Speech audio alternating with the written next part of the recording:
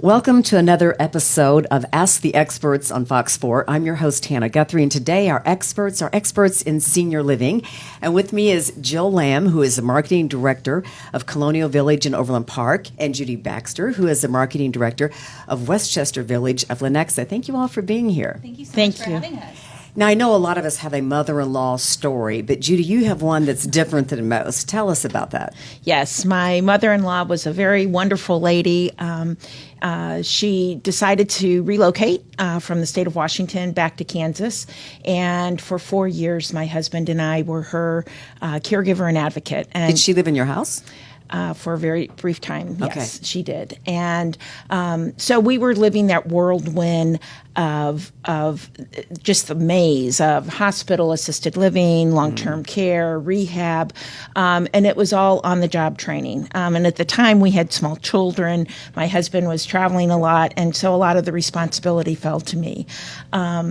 We worked as a team, but the day-to-day fell to me. And 4 years into it, she passed away. And after that, my husband looked at me and he said, "Will you please go do something with your passion and your experience?" Oh, that's how you got into this? That's how I got into it. So this is my 13th year working professionally in senior living in a variety of roles. So I come at it and I'm able to share my personal experience, but also view it professionally. And both Jill and I feel that our roles are to help people find the best fit. There are a lot of communities to select from, and it's a matter of what a family's priorities are, what their needs are. And so we get the privilege and honor of helping them find that best fit. Well, how do you first know that you're ready for senior living, or you might think that your parents are, but they don't?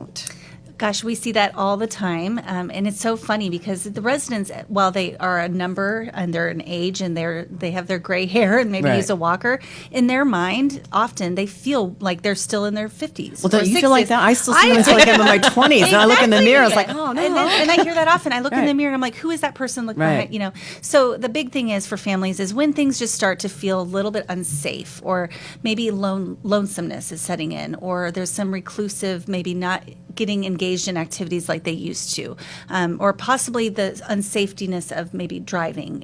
Some of those big life moments is And when that you is hard, the driving thing, taking away the keys. Totally, yes. So, baby steps. And I think that's the beautiful thing about when you look at a community, you should truly try to see what all they offer. What levels of living do they actually have for you? Because sometimes you have to go straight from home to a nursing environment, like Right. a long-term care environment. But there's also places where you can start out incredibly independent. You're still preparing your meals. You're still driving. You're still going to your outreach or your outings and activities that you enjoy. But then you know that you have the peace of mind that you can age within the community as So you your get the needs change. 3-in-1, like the independent living, assisted, and then skilled nursing. Right. That is definitely, as someone that is in this industry, as Judy is as well, I think that's important for families is decide what kind of move you want to make. Would you like to make it once and then know that your family can age there Right. in that environment as things change? Or are you okay with going just to, say, an independent standalone environment, but know that in a few years, as maybe possibly some changes occur, you'll have to make another move. They're going And to kick you out. Yeah. Or you're going to have to make that decision. Right. And I know personally moving is a huge job. It's a huge task. It's tasking on your health, on your mental Right. well-being.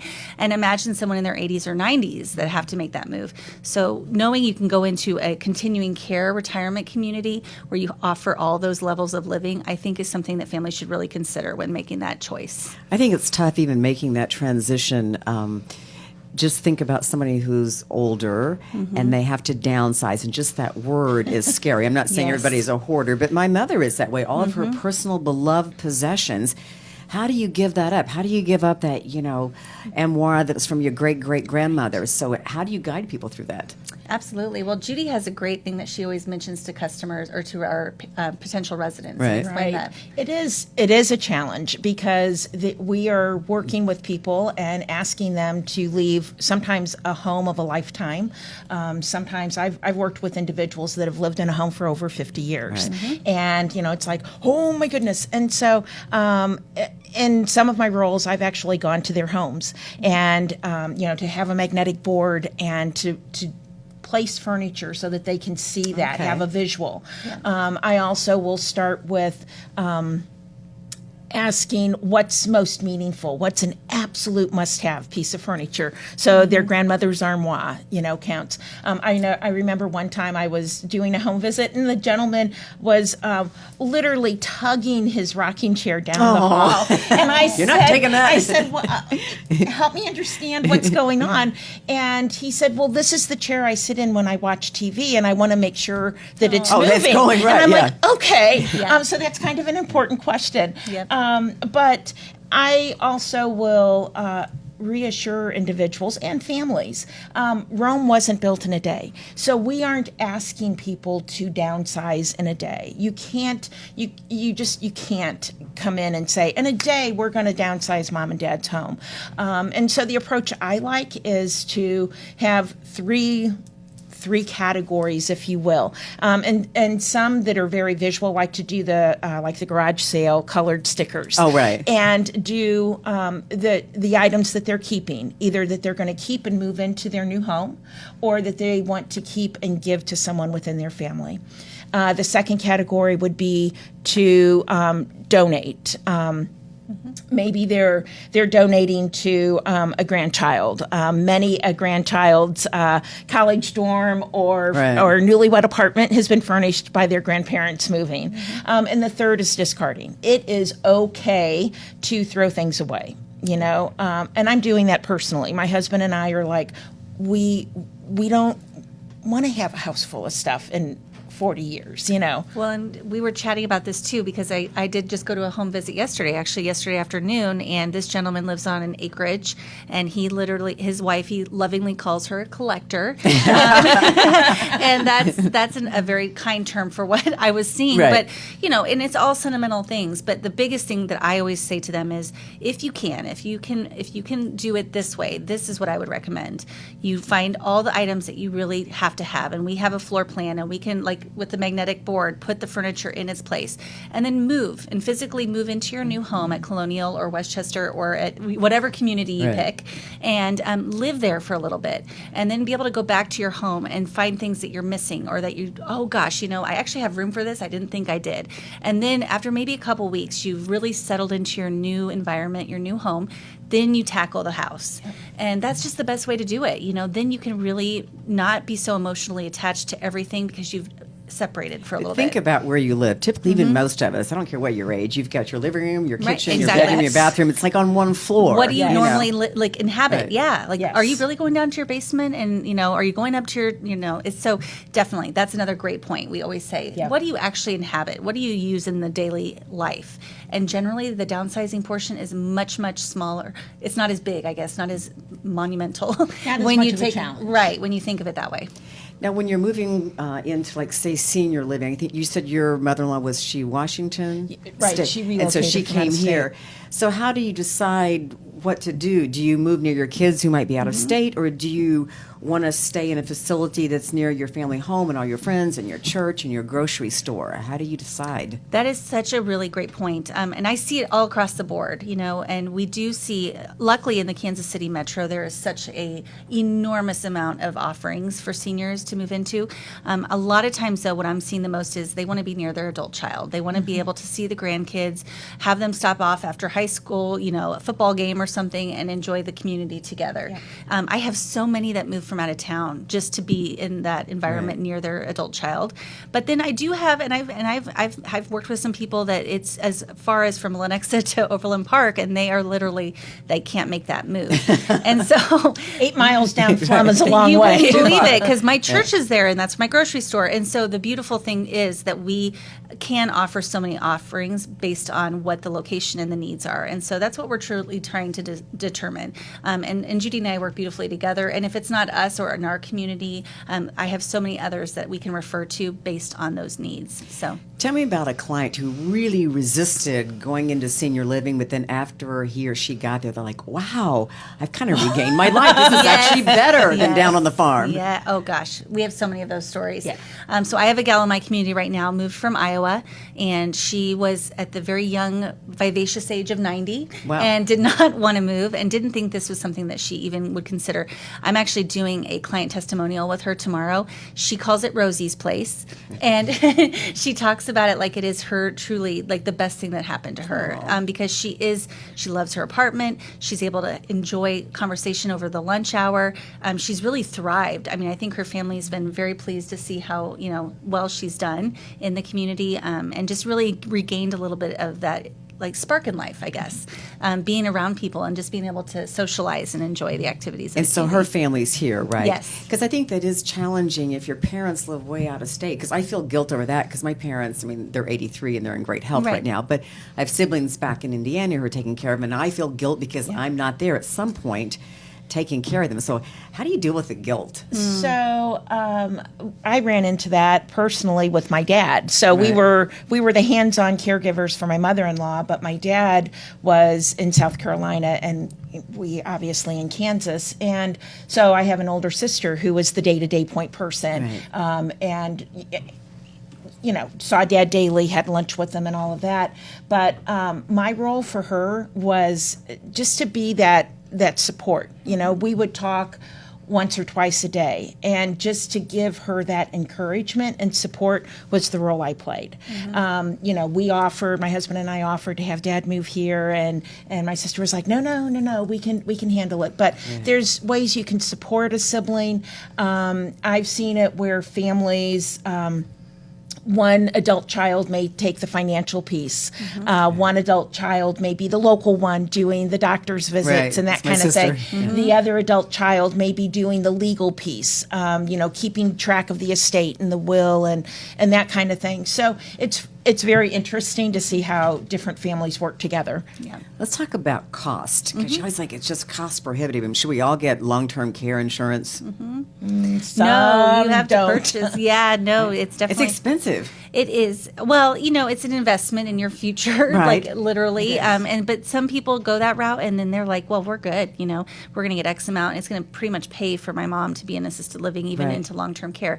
And then some people, they just don't plan for that, but they have their own nest egg that they're pulling willing funds to do from. it. Yeah. And Fun. and it's interesting because some families are like, Mom, do not worry about what my inheritance is going to be. Please Right. take care of yourself. I want you to be happy. And I love seeing I love seeing that. I think that's wonderful. And there's the flip side too. That's like, oh, you're doing okay. Let's hold on to those funds. and I always just recommend to people in that stage that is perfectly fine too. It is your family, your decision, your Right. dynamic. But be aware that if it gets to a point that they have outlived what they should be living in their home, and then is suddenly the far end on the spectrum from a senior living aspect, that there's a lot more into that as well. So if that makes sense. So essentially, it is. But there's different levels of living, or there's different types of financial abilities when it comes to senior living. There's both buy-ins and not buy-ins. So I don't know if Judy, you want to chat on that a little bit? So there are several financial models. One is a buy-in, and there are several communities in the area that offer that. So there would be a lump sum or an entrance deposit, an endowment payment made at the time of move-in. And then there's also monthly fees associated with that. Those communities, by having that lump sum payment, are making a commitment to the individual moving in for their long-term financial care. When they die, do they get part of that money back? So that's going to depend on the different community, but there are percentages that are refundable. Okay. And the contract will identify upon, when it's refundable upon resale of the apartment, or what the length of time, and the percentage of refundability. But there are also monthly fees associated with that. Okay. And So you have the buy-in, or then you have basically what's sort of rental in a way? And then, yes, and then the other option is strictly a monthly rental. So you know what you're paying each month, and then that amount changes based upon the level of care. Do you all have a preference? Judy has experience in the buy-in model and in the rental model. I personally have always been on the rental side of things. I think and I can say from a personal standpoint, my husband's grandpa was in a buy-in in Iowa, and our family got a little bit frustrated when he did unfortunately pass away, that it was not a big priority for them to reserve that apartment. They have actually been expanding and building new apartments in their independent living side, and so those are going to go a lot faster. So to get your money back, they had to rent that apartment or sell that and one. So they were able to, and I don't know the ins and outs of it, but it was a little bit of a fiasco. Right. I'm trying to determine why haven't you been showing this apartment? And they came to me and asked my opinion. And I said, well, you have the right to know how often have they been showing it? What has the director of sales or marketing been doing to kind of drive that rental on that apartment? They settled it and it ended up being okay. But from that experience, I realized what a great offering it is to be a rental model, because you don't have any of that. There's no large amount of money that you're putting down. There's no real huge financial commitment. There's actually no financial commitment whatsoever. Other than the month to month? Right. And if you move in and for whatever reason it doesn't end up being a fit for you, you can move out. You just give your notice and then you're not out of any large sum of money. And also you can continue to let that money work for you versus working for the community that you've invested it in. So you need to ask a lot of questions. That's what I'm hearing. Lots of questions. Yeah. Lots. And that's one thing when individuals come in, I encourage them to look, and some people, I'll ask individuals and families, what are your priorities when they come in and look at our community? And they kind of look at me like priorities, and I'll further explain and say, after you've looked at 3 or 4 or 10 communities with your spreadsheet that you can't, it's not an apples to apples. Oranges, and strawberries. Yeah. Throw in a banana. Yes. When you try to compare, what are the points that when you compare community 1 to community 6, what are your points of comparison? That ultimately becomes what their priorities are. And oftentimes it is the financial. From my experience, some people have the choice of doing a buy-in versus a rental. Some don't have the financial asset to be able to put that sum of money down towards an entrance deposit. It just depends. I would say if you're on the younger end, there might be more of a reason to do the buy-in, Right. potentially. But it just depends. And I just encourage people to look at the financial model, but a lot of different priorities I think and criteria. the number one priority would be people taking care of you and not stealing. There was a story in the paper the other day, from an Alzheimer's patient. Right. She stole like 4 rings and then lied Yes. about thinking that the patient wouldn't remember. But so obviously you vet all the people who work. And you want people who really genuinely care. They're not just taking care of older people for money. They have a heart. That brings me to such a wonderful topic is what are the impressions of that community? When you walk in the door, I think we all lead with our gut, or you should anyway, in my personal opinion. And this is someone that you love and care for more than anything. And you're asking someone else to take care of them. Even in independent living, there is going to be someone coming in to clean their apartment. Right. Do you feel safe? Do you feel like this is a good place? I always say just go with your eyes wide open and not only speak with the person that you're touring with, but also really chat with the residents.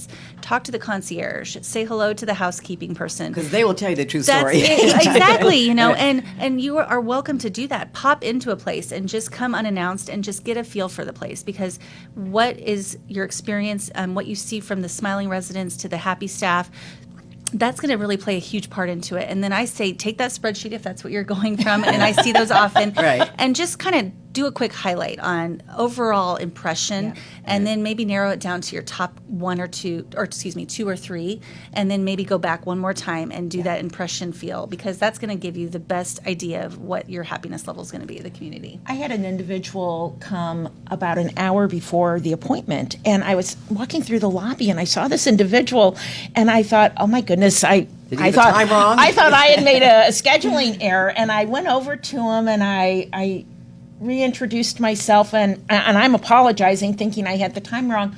And he said, oh, no. He said, I came early. He said, I wanted to sit in the lobby so that I could observe the activity and see the interaction for myself.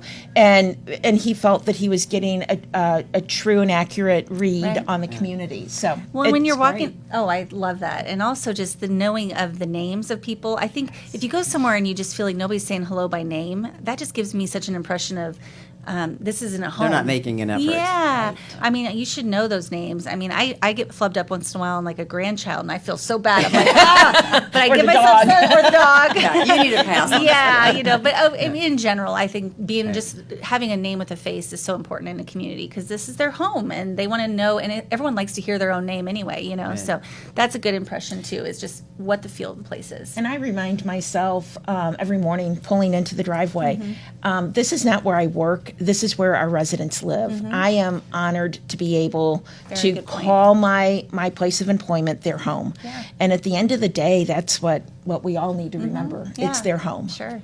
If our listeners have questions, how would they reach you, Jill?